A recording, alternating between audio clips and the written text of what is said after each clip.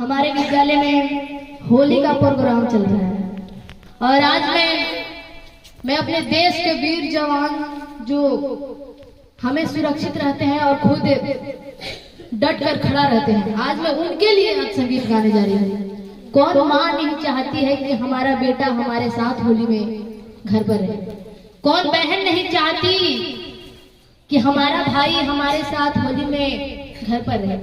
आज मैं भी इसी पर दो लाइन आप सबको सुनाने जा रहा हूँ कि हमारा देश के जवान बॉर्डरे पर खेलन होली। हमारा देश के जवान बॉर्डरे पर खेलन होली।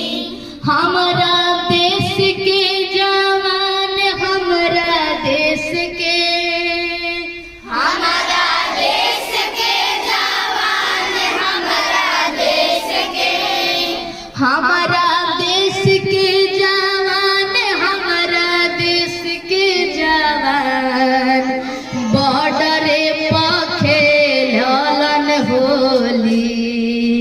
हमारा देश के जवान बॉर्डरे पर खेलन होली। हमारा देश के जवान हमारा देश के जवान बॉर्डरे पर खेलन होली।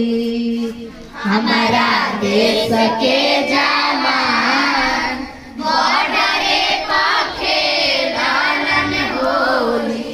सीमावे पमन सबती जतेवाहार हो तीज त्योहार हो, तीज त्योहार हो। देशवा के जीमा ले भैया हमार हो। देशवा के जिम्मा ले भैया हमार हो। कान्हे ले के बंदूक सीना तान हो। कान्हे लेके बंदूक सीना तान हो। कान्हे ले के बंदूक सीना तान बॉर्डरे पर खेलन होली। हमारा देश के जवान बॉर्डरे पर खेलन होली। हमारा देश के जवान हमारा देश के हमारा देश के जवान हमारा देश के हमारा देश के जवान हमारा देश के जवान सीमावे पर खेलन होली। हमारा देश के जवान बॉर्डरे पर खेलन होली। माई नियन राखस देश के ख्याल हो। देश के ख्याल हो, देश के ख्याल हो। करिहे का सलोनी बाटे देश के सवाल हो। देश के सवाल हो, देश के सवाल हो। माई नियन राखस देश के ख्याल हो। करिहे का सलोनी बाटे देश के सवाल हो।